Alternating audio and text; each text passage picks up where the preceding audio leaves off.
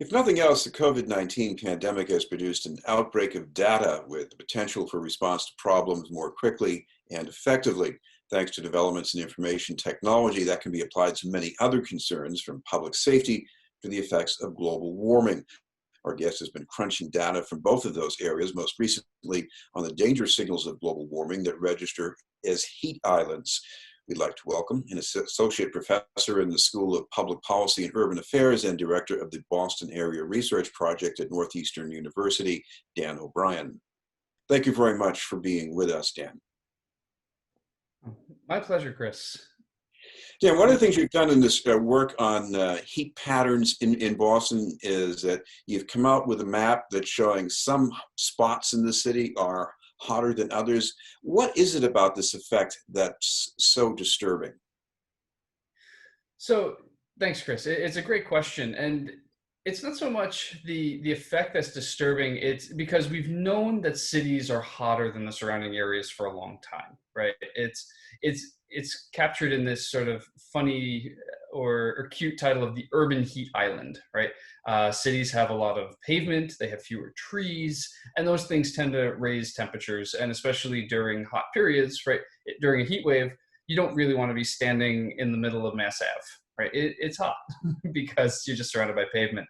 But what we found in the study, so we looked at, and no one had done this before, we had access to data that was 30 by 30 meter grids of temperature, and also all these other things like impervious surface cover, meaning concrete, canopy cover from trees, so on and so forth. And what we did was we mapped that out street by street, and we asked the question, how low does this variation go, right? Is it that I'm concerned about being in the city versus being in a rural area? Is it that I'm concerned about being in a neighborhood versus being in another neighborhood, right? Jamaica Plain has a lot more trees than, say, Fenway.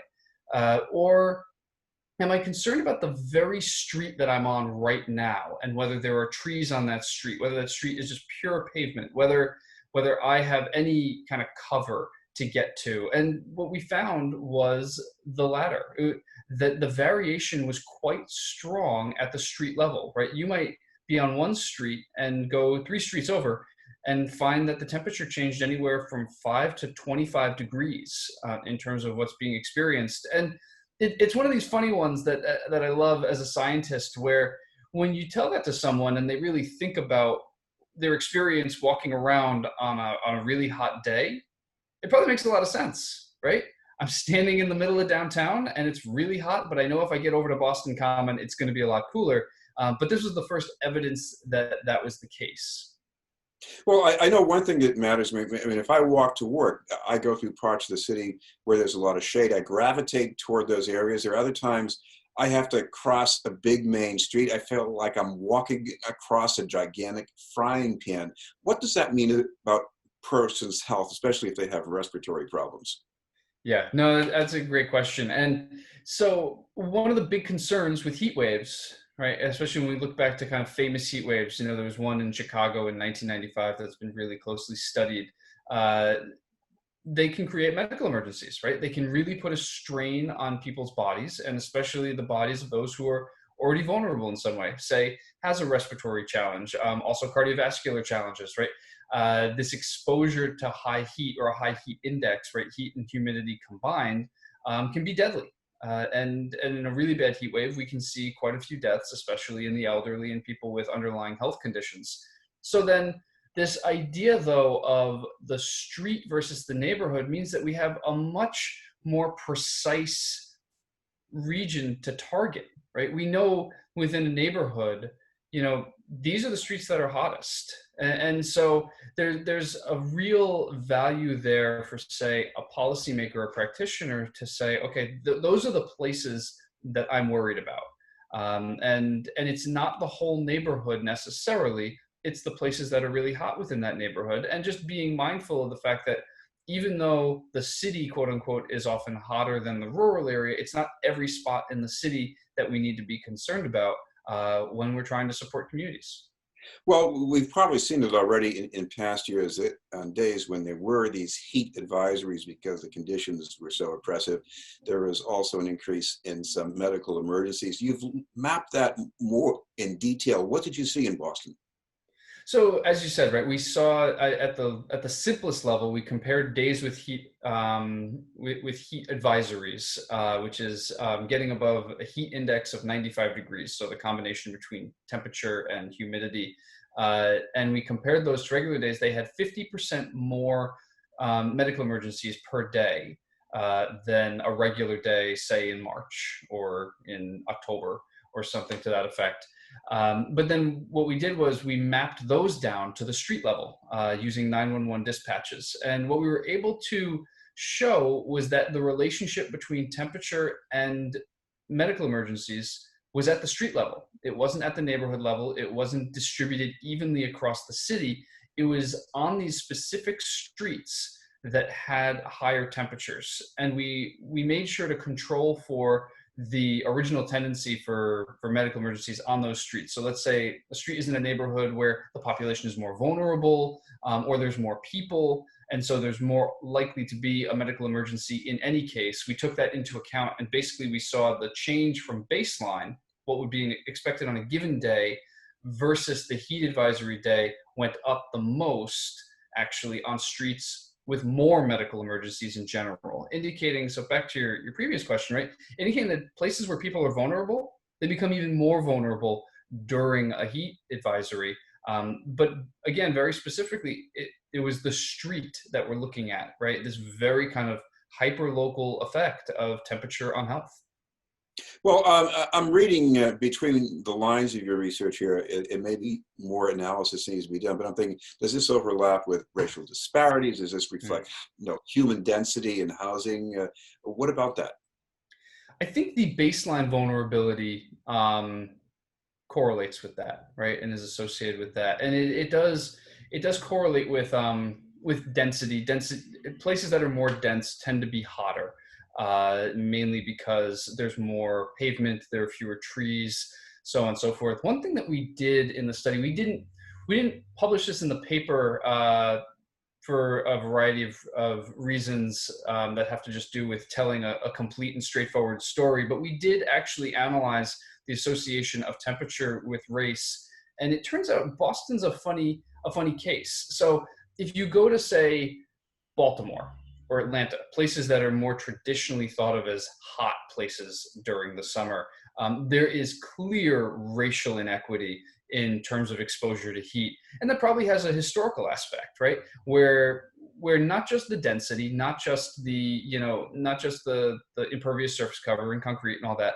but probably very deliberate decisions by those with more resources, and I mean, to be frank, white people, to not want to live in the hot spaces and to leave those places for primarily Black people and now more Latino communities to live, right? But it's funny, historically, Boston has not been a hot place. And so when you look at these correlations with race, they're actually non existent. In some ways. So there is a slight correlation between Latino communities and a little bit higher temperature, although that tends to be because of East Boston specifically.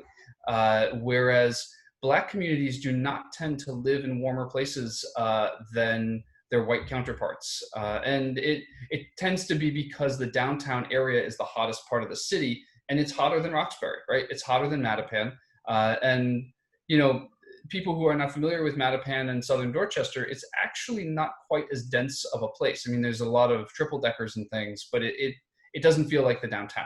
So there is if I'm being completely honest, as a person who often does research on equity, this was one where we looked at it and we said, okay, the story here is not actually entirely about equity, at least in terms of where people are living and being placed to live.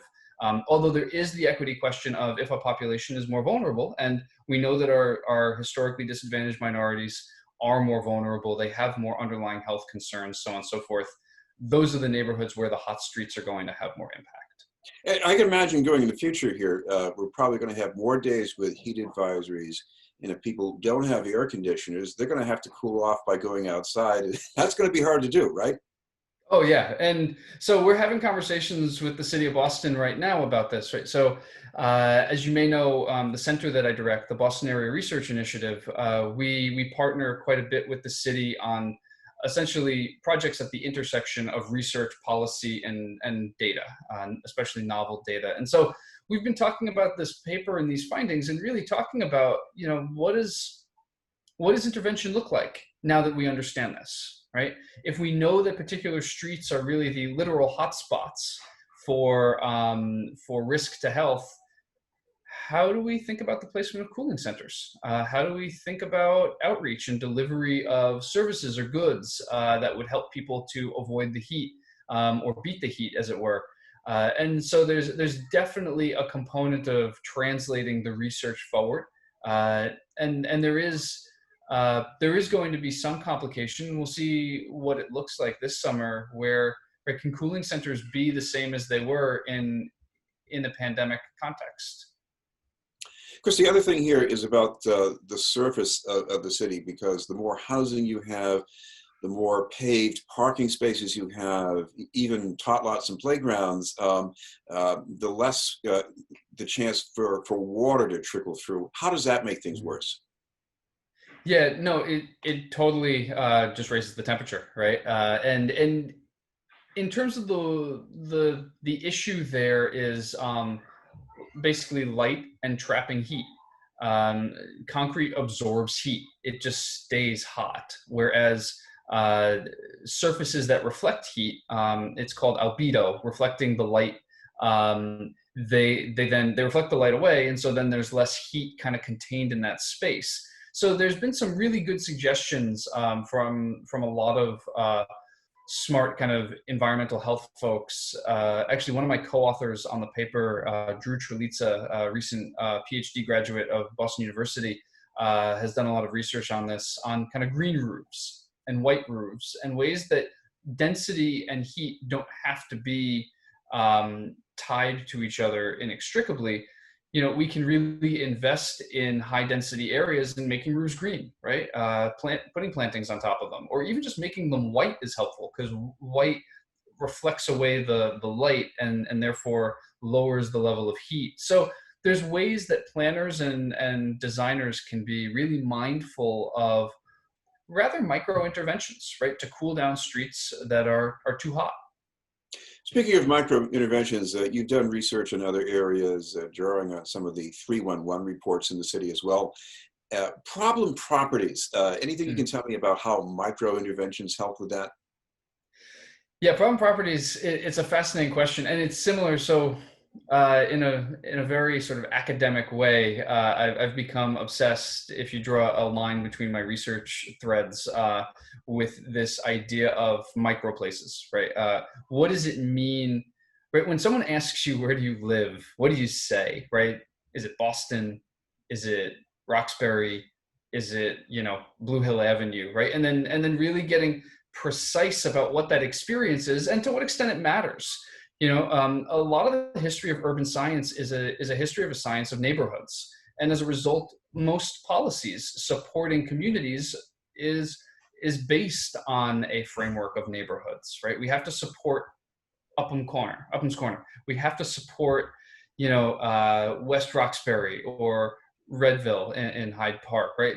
That's what we have to support. And I think that that's great. And I actually come from that tradition. But I think what we're finding out is that supporting that community actually means supporting the variations in that community, right? Because when it comes to crime, it's really interesting. A high crime neighborhood is not a place where every street or every address is generating crime or disorder.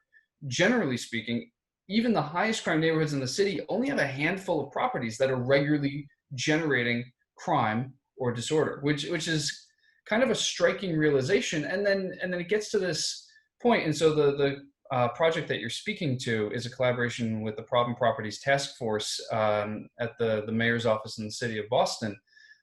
We're really thinking about, well, does it go down to that micro level? How do you approach a property that's generating 10, 15, 20 911 calls a year, if not more? How do you intervene there? How effective is that, right? If you shut down that property, quote unquote, does the crime just move down the street? Does it move to another part of the city? How effective was your intervention for the broader community? And so, really thinking about this interplay between these standout properties that are a real blight, a literal blight on the neighborhood, on the people who live around them, who are not themselves generating crime and disorder. But then, how does that play in the community? And should you be intervening at the lower level, or does it arise from some broader community dynamic that's occurring and centering itself there? And understanding those sorts of things really is going to help law enforcement and other departments, right? Social workers should be involved, inspectional services, so on and so forth, to know how to target their interventions, and to spend their resources wisely to have the greatest benefit for the local community.